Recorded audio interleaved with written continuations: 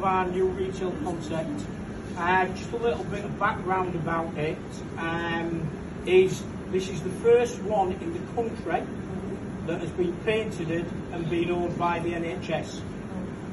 This gives us a great opportunity going forward to create an income stream.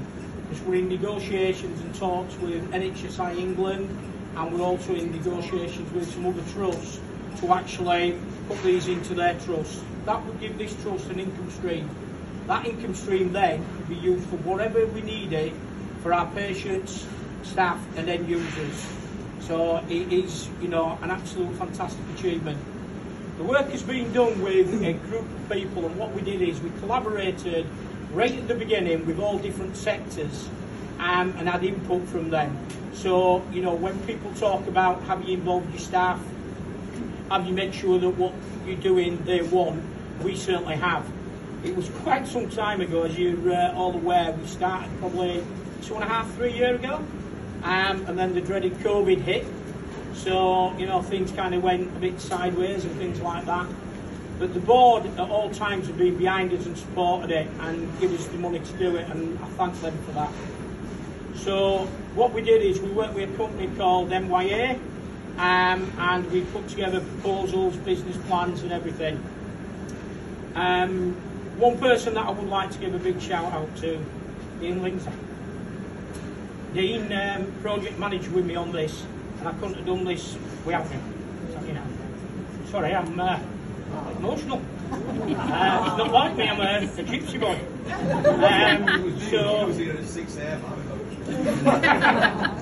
So actually, we also work with City Build, who have been heavily involved in the build, and Kitchen Quick. So, you know, they were predominantly big people. Talking to Phil Shelley, who used to be the Hospital Catering Association chairman, he then went on to work for the government at NHSI, and basically I've sat on a panel for the food standards. So we're actually hitting targets for the food standards. So obviously it's about sustainability, local procurement, people being in work. Because if you remember, Host was running the catering. Now I'm not saying Host didn't do a good job, they did okay. They won't do as well as we did, and we will do going forward. My team here, absolutely fantastic. Julie Griffiths, Janice, Mo and all the team here have actually embraced this and run with it. And you can see from how it is, and it will get even better, what a great concept it is. And Sean. Yeah, Sean, who's the chef here, has been heavily involved in menus and things like that, and his team. Moving on from that, just a little bit of knowledge for people. People will say 48 Bakehouse, why? Well, 48 was the year NHS was founded. Mr. Bedding did that, and then Bakehouse, everybody associates that with cooking and things like that. One of the things that we have done that no other hospital in the country's got is we've got a provenance map. So as you go in, we've got the Salford keys, which is obviously, you know, local to yourselves, but with a provenance map. And on that map, we've got suppliers and people who have put things into this, and people that we get our goods off of, which actually says how far they're away from the site.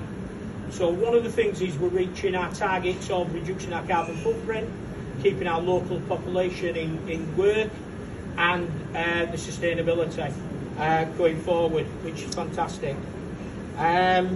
So I've thanked the team, and what I'd like to do now is obviously thank Louise Simpson, who's my line manager, who's been very supportive in this. I'm going to hand over to Louise for the nursing side of it and a little bit more background on that. Thank you for coming. What I will say is, there's an old saying, use it or lose it, you know. So I need them chills ka-chinging, you know, because once the chills are ka-chinging, then we can open up other ones. We can do the Mayo, we can do the Grumpy Mule.